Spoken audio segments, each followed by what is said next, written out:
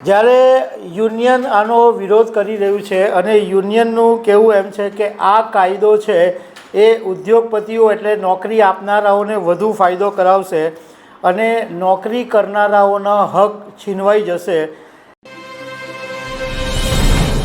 ભારત સરકારે 29 જેટલા કેન્દ્રીય લેબર લોઝની અંદર ફેરફારો કરી અને 4 નવી શ્રમ સંહિતાઓ બનાવી છે જે 21 નવેમ્બરથી એટલે કે ગઈકાલથી લાગુ પડી ગઈ છે। અને સરકારનું લોજિક એમ છે, સરકાર એવું માને છે કે આને કારણે કામદારોનું જે રક્ષણ છે એ વિસ્તૃત થશે, નોકરી કે રોજગારી સંબંધિત નિયમો છે એ આધુનિક બનાવવા અને આખો જે પ્લાન છે એ સરળ બનાવવાનો આ શ્રમ કાયદાનો હેતુ છે। જ્યારે યુનિયન આનો વિરોધ કરી રહ્યું છે અને યુનિયનનું કહેવું એમ છે કે આ કાયદો છે એ ઉદ્યોગપતિઓ એટલે નોકરી આપનારાઓને વધુ ફાયદો કરાવશે અને નોકરી કરનારાઓના હક છીનવાઈ જશે એવું યુનિયનોનું માનવું છે। તો આના વિશે હું તમારી સાથે વિગતવાર વાત કરીશ કે આમાં નોકરી કરનારાઓને શું ફાયદો થશે, નોકરી આપનારાઓને શું ફાયદો થશે અને યુનિયનો વિરોધ શું કામ કરી રહ્યા છે। મારું નામ રાજેશ શાહ છે અને તમે જોઈ રહ્યા છો ગુજરાતના સૌથી મોટા ડિજિટલ ન્યૂઝ પ્લેટફોર્મ ખબર છે.com। સૌથી પહેલાં એ વાત કરીએ કે કેન્દ્ર સરકારે જે આ લેબર કાયદાની અંદર ફેરફાર કર્યા એમાં જે લોકો નોકરી કરનારાઓ છે એને કયા લાભ મળવાના છે। તો જે ફિક્સ ટર્મ કર્મચારીઓ છે એને કાયમી સ્તરના લાભો મળશે, જેમ કે સામાજિક સુરક્ષા, તબીબી કવરેજ, પેઇડ રજા, ગ્રેજ્યુટી, જે 5 વર્ષથી તમારી નોકરી હોય તો જ ગ્રેજ્યુટી મળતી હતી એનો સમયગાળો ઘટાડીને હવે 1 વર્ષનો કરી દીધો છે, એટલે તમે 1 વર્ષ નોકરી કરી હોય તો એ તમને ગ્રેજ્યુટી મળશે।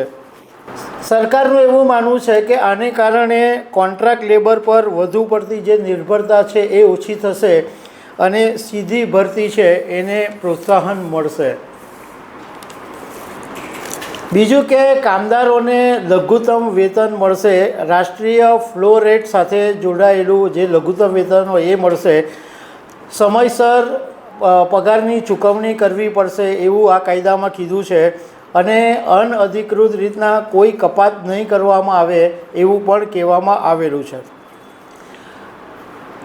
બધી જ કેટેગરીની અંદર મહિલાઓને નાઇટ શિફ્ટમાં મંજૂરી આપવી પડશે, એટલે કોઈ મહિલાને નાઇટમાં જોબ કરવી હોય તો હવે એને મંજૂરી આપવી પડશે અને એની સાથે સેફ્ટી મેજર્સ પણ રાખવા પડશે અને જે પુરુષોને પગાર મળતો હોય એવો સમાન પગાર મહિલાઓને પણ મળે એ આની અંદર જોગવાઈ કરવામાં આવેલી છે।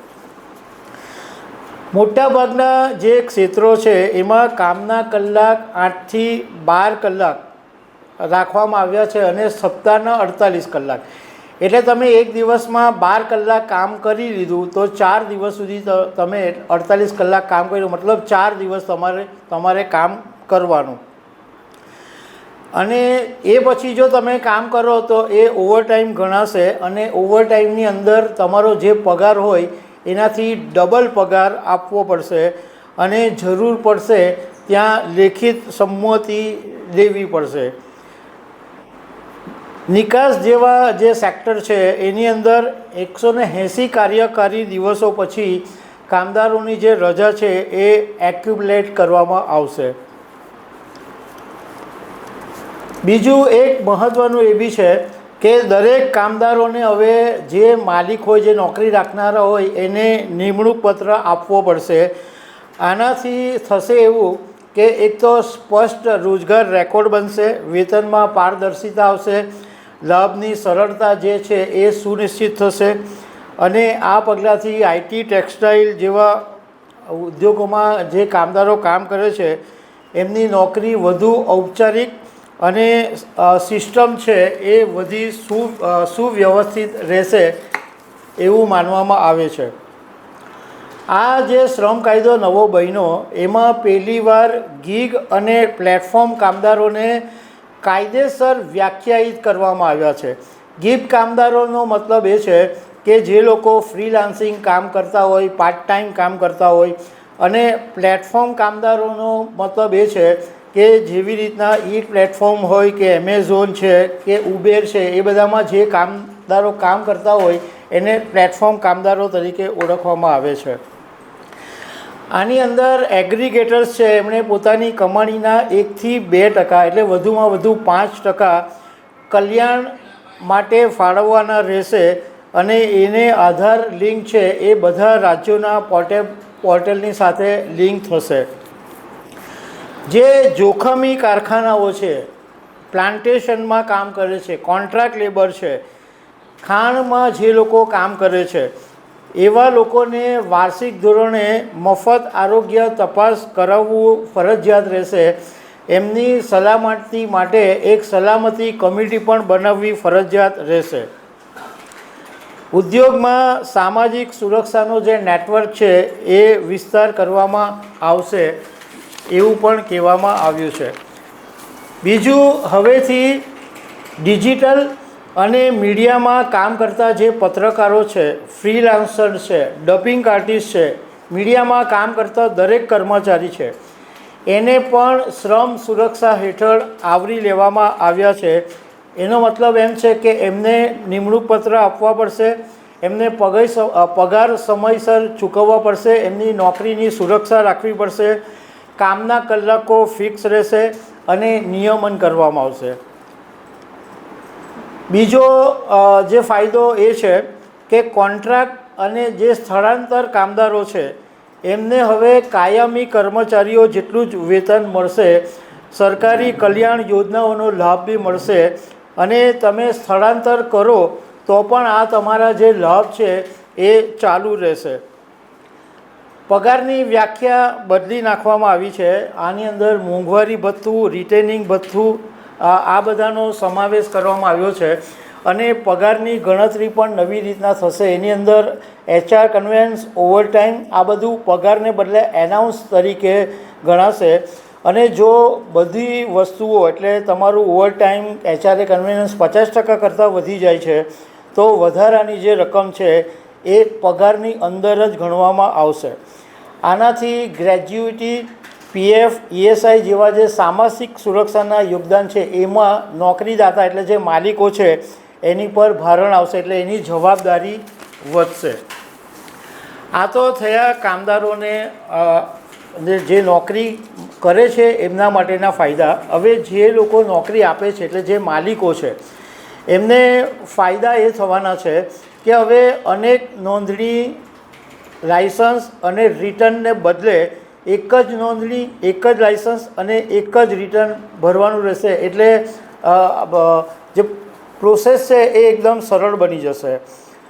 લેબર ઓફિસર્સને એવું કહેવામાં આવ્યું છે કે એમની લેબર ઓફિસર્સની ભૂમિકાને બદલે એમણે નિરીક્ષણની સાથે માર્ગદર્શન અને સહાય પૂરી પાડવાની ભૂમિકા ભજવવાની છે. હવે યુનિયનો વિરોધ કરે છે અને યુનિયનો આને છેતરપિંડી અને કામદાર વિરોધી અને નોકરીદાતા તરીકે ગણાવી રહ્યા છે. યુનિયનોનું કહેવું એમ છે કે છટણી નિયમોની અંદર પહેલાં જે એવું હતું કે એક કારખાનું બંધ કરવાનું હોય તો એ 100 કર્મચારી કામ કરતા હોય એના માટે રાજ્ય સરકારની મંજૂરી લેવાની જરૂરી પડતી હતી.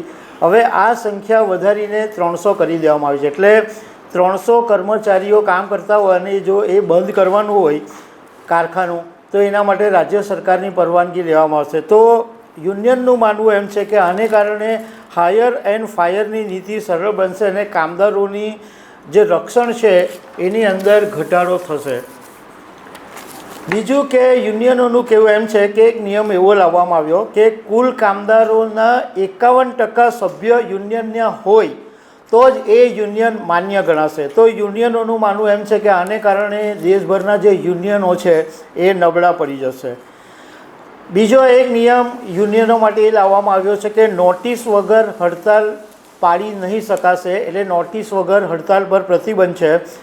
સમાધાન થઈ ગયા પછી હડતાલને મંજૂરી નહીં આપવામાં આવશે.